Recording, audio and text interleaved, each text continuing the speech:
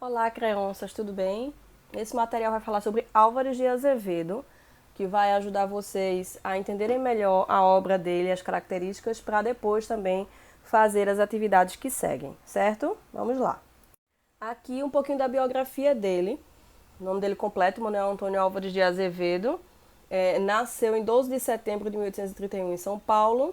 Estudou no Rio de Janeiro, depois voltou para São Paulo para fazer a faculdade de Direito. Lembro que, em geral, esse pessoal era de uma classe abastada. Era um pessoal que tinha condição financeira, que fazia faculdade. Aí, no caso, começam as faculdades, né, nesse período do romantismo, a se estudar no Brasil e não mais ir para a Europa. Nesse período, ele iniciou a produção poética dele e também teve os primeiros sintomas da tuberculose. Lembra, a gente está aqui na segunda geração, a geração ultrarromântica, e a tuberculose era uma doença que permeava a maioria desses autores. Por quê? Porque eles eram boêmios, eles não cuidavam da saúde e tinha muito a questão do culto à morte. A gente vai falar um pouquinho mais disso depois. Então, por influência do conhecimento que ele tinha da doença, do conhecimento da doença que ele tinha, que era a tuberculose, ele tinha uma obsessão pela temática da morte, tá? Então, em geral, tudo que ele escrevia, você via evidentemente a temática da morte. Ele também se apoiou na literatura do poeta inglês Lord Byron, que era ultrarromântico também, com características bem semelhantes.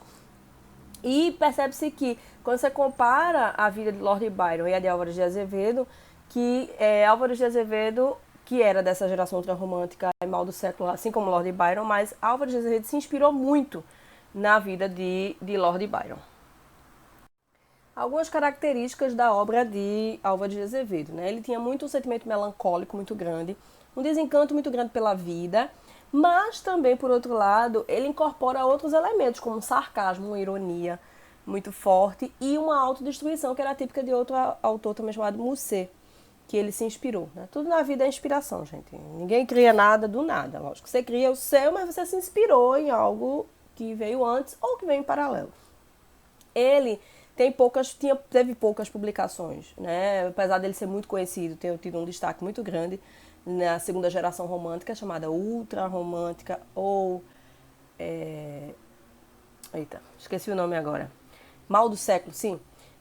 Por que ele teve poucas publicações? Porque ele morreu muito jovem. Né? Ele morreu aos 21 anos. Depois eu falo um pouquinho da questão da morte dele, o porquê dele ter morrido tão jovem, apesar da tuberculose. Então, ele escreveu muitos poemas, mas também escreveu um livro de várias outras coisas, inclusive esse livro de contos chamado Noite na Taverna, muito conhecido.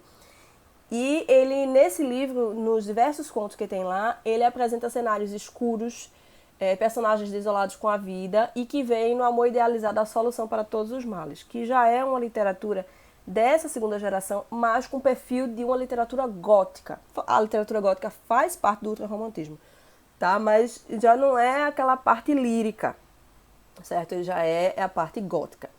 Na poesia dele, de Álvares de Azevedo, além da temática da morte, que a gente já viu, que é muito forte, a gente tem a realização amorosa como algo inatingível, então se sofre porque não vai se atingir essa realização amorosa. Com isso, não atingindo essa realização amorosa, que seria a felicidade completa, o eu lírico se frustra. Então há uma frustração muito grande. Com essa frustração por não atingir algo que se quer, que nesse caso é a realização amorosa, ele vai fazer o quê? O que é que vai acontecer? Vai entrar em depressão, vai sofrer e vai ter a dor como escape. O que é o escape? Como se fosse uma saída. Pense no carro. O cano de escape é onde sai o gás carbônico. Então, o escape vai ser a depressão e o sofrimento. Então, que é a segunda geração ultrarromântica, é a geração em que realmente a gente identifica como se fosse assim, o romantismo, que até hoje em dia, numa época mais moderna, quando se fala em romantismo, se pensa em amor, em sofrimento, em tristeza, em melancolia. Essa segunda geração é a ultra romântica, ou seja, exageradamente romântica. Então, a partir de agora, eu vou trazer 3 poemas ilustrativos da lírica de Álvares de Azevedo. Tá? Eu vou recitar e vou comentar rapidamente. Esse daqui é Se Eu Morresse Amanhã. Ele diz assim: se eu morresse amanhã, viria ao menos fechar meus olhos minha triste irmã. Minha mãe de saudades morreria se eu morresse amanhã. Quanta glória presinto em meu futuro, que aurora de porvir e que amanhã eu perdera chorando essas coroas se eu morresse amanhã. Que sol, que azul, que doce nalva, acorda a natureza mais louçã. Não me batera tanto amor no peito se eu morresse amanhã. Mas essa dor da vida que devora a ânsia de glória, o dolorido afã, a dor no peito emudecera, ao menos, se eu morresse amanhã. Ou seja, esse poema, deixa eu contextualizar rapidamente. Esse poema foi escrito pouco tempo antes de ele vir a morrer realmente. Tá? Ele tinha tuberculose, porém, ele não morreu de tuberculose. Ele sofreu uma queda de cavalo e, com isso, ele fraturou a bacia. Né? E operou, teve que operar, resistiu 40 dias, mas depois ele morreu. Então, ele sofreu muito, sentiu muita dor. E esse poema, por um acaso, foi declamado no velório dele. Então, a gente vê a questão, né, que ele começa dizendo se ele morresse amanhã, como se ele estivesse pressentindo a morte, e aí ele começa a mostrar o sentimento, a ligação sentimental que ele tem. Primeiro vem a irmã dele, ele acha que pelo menos a irmã dele sofreria, viria fechar os olhos dele, né, quando ele morresse. Que a mãe dele, como é que a mãe dele ficaria? Também a mãe dele morreria de saudades. Então ele pressente o quê? Ele teria muitas glórias no futuro, se ele vivesse. Né? Teria muitas coisas, por ele ser muito inteligente, por ele já ter um destaque grande na literatura, com 21 anos. Ele pressentia que ele teria um futuro brilhante, porém, se ele chegasse ao amanhã. Né? Perderia de ver o sol, o céu azul, toda a questão da natureza belíssima, mas ele vê também que a dor devora a vida dele. Ele diz assim, mas no último estrofe, mas essa dor de vida que devora a ânsia de glória, ou seja, a dor da vida devora essa glória, tudo de maravilhoso que ele poderia viver, essa dor tira dele. Então ele percebe e mostra no poema, que a dor que a solução para essa dor é a morte. Como todos os poetas ultrarromânticos viam na morte a solução dos seus problemas. E ele não era diferente. Apesar que ele reflete, ele sofre por essa não vivência, né? Sofrendo pelo que eu poderia viver, mas ele vê que a dor do peito tanto a do peito como a do corpo, né? A do peito seria dos sentimentos, só cessaria com a morte. Já este é adeus meus sonhos, ou seja, ele está falando, já começava explicando, né? Quando essa vírgula mostra que é um vocativo, que ele está falando com alguém. Então, adeus meus sonhos, ele está dando adeus aos sonhos dele, ó, adeus sonhos. Vão-se embora porque não vai dar mais. Então, vamos lá, eu vou ler, depois eu comento. Adeus meus sonhos, eu pranteio e morro. Não levo da existência uma saudade. E tanta vida que meu peito enchia, morreu na minha triste mocidade. Misérrimo, votei meus pobres dias à sina doida de um amor sem fruto. E minha alma na treva agora dorme, como um olhar que a morte envolve em luto. Quem me resta, meu Deus? Morra comigo, a estrela de meus cândidos amores. Já não vejo no meu peito morto um punhado sequer de murchas flores. Álvares de Azevedo. Então a gente percebe novamente a força da morte, né? Essa questão que ele falava sempre da morte, da mocidade, de perder a juventude com a morte, da saudade. No caso, aí ele se despede dos sonhos. Ele diz, eu pranteio e morro, ou seja, eu choro. Pranteio é um pranto, é aquele choro desesperado. E morro, não levo da existência uma saudade. Ou seja, vou morrer, mas eu não vou ter saudades da minha existência. Né? Porque a mocidade dele foi triste. Ele teve um amor sem fruto, ou seja, não teve um amor correspondido. A alma dele estava escura, ou seja, a minha alma na treva agora dorme, ou seja, uma alma com a escuridão, com um olhar como se fosse um olhar de luto, um olhar triste. Então ele pergunta, o que é que me resta, meu Deus? Ele pergunta a Deus, o que é que me resta? Me resta morrer, porque, novamente, a morte é para eles vista como a solução para todos os problemas da vida. Nesse soneto, o nome dele é Soneto, a gente vai ver mais algumas características de Álvares de Azevedo. Então, ele diz assim, pálida a luz da lâmpada sombria, sobre o leito de flores reclinada, como a lua por noite embalsamada, entre as nuvens do amor ela dormia. Era a virgem do mar, na escuma fria pela maré das águas embalada. Era um anjo entre nuvens da alvorada, que em sonhos se banhava e se esquecia. Era mais bela, o seio palpitando, negros olhos as pálpebras abrindo, formas nuas no leito resvalando. Não te rias de mim, meu anjo lindo. Por ti, as noites eu velei chorando. Por ti, nos sonhos morrerei sorrindo. Aqui a gente vê uma questão muito clara de que a mulher nessa época ultrarromântica, nessa segunda geração, a mulher ideal era inatingível, inacessível. Era uma mulher idealizada. E outra coisa, essa mulher era sempre uma virgem pálida, branca, tá? Tão branca como se estivesse morta. Então aqui na primeira estrofe a gente vê que ele diz pálida à luz da lâmpada sombria. Então ela está deitada sobre um leito de flores, né? E a lua tá como se fosse embalsamando ela enquanto ela dormia. Então a gente começa a duvidar aí, ela dormia ou ela estava morta? Ele compara ela com uma virgem do mar, como uma escuma fria. O que é uma escuma? É uma espuma, aquela espuma do mar, aquela espuma branca, fria. Novamente, outra referência ao branco, né? Pela maré das águas embalada, como se ela estivesse dormindo nessa maré. Compara ela também como um anjo de nuvens da alvorada, assim, no amanhecer do dia, com as nuvens, outra referência ao branco. A questão dos sonhos também, que é algo muito forte, que ela esquecia nesse banho. Então, ela era a mulher mais bela, incomparável a qualquer outra. Então, ele mostra aí o seio palpitando, então você percebe que ela não estava morta. Os olhos negros, as pálpebras abrindo. Ou ela estava, tem duas acepções aí, ou ela poderia achava-se que ela estava morta, que era uma coisa que acontecia muito, chamava-se catalepsia, é uma doença. Hoje em dia não se ocorre mais tanto isso com relação à catalepsia ser confundida com a morte, justamente porque se dá um tempo de velório, justamente por isso. Porque antigamente não tinha esse tempo de velório. Então, a pessoa na catalepsia, os batimentos cardíacos e o pulso baixam tanto que ficam imperceptíveis. Hoje, logicamente, com o avanço da medicina, todos os aparatos que se tem, dá para se perceber se a pessoa realmente morreu ou não. Naquela época, não. Então, muita gente era enterrada achando que estava morta, mas, na verdade, ela estava em catalepsia.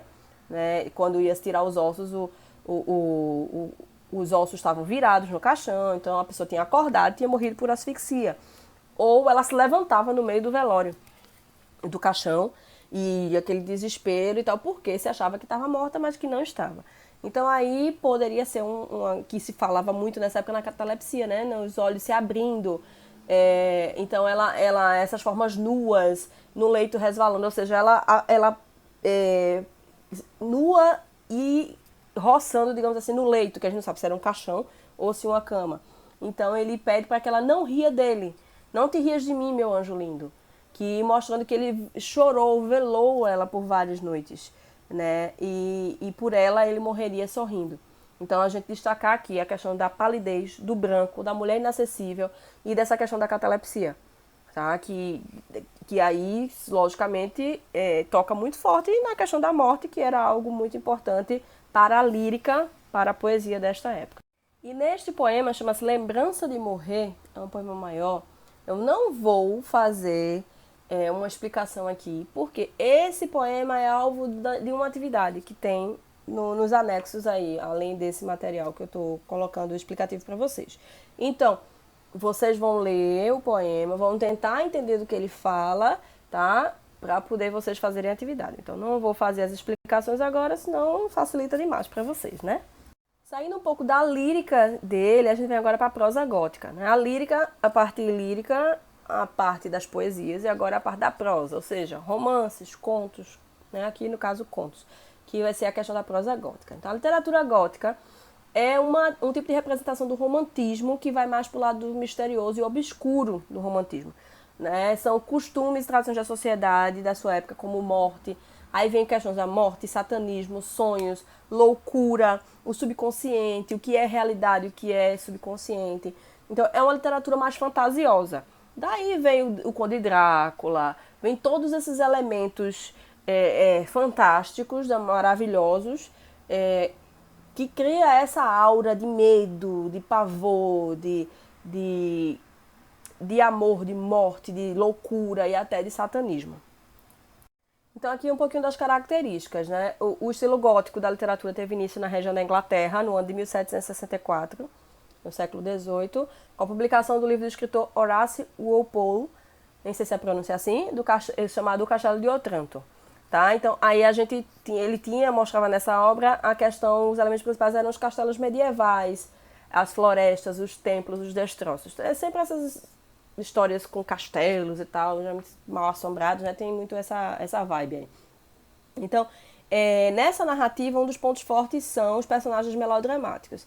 Ou seja, tem o drama, mas tem uma carga emocional muito grande para fazer o quê? Para que o leitor perceba o mais profundo dos seus sentimentos, ou seja, todo o sentimento e o sofrimento inerentes a esse seu sentimento. Então, aparecem nessa obra aí cavaleiros, donzelas e seres vis, ou seja, seres ruins, que eram muito utilizados neste livro e na literatura gótica como um todo.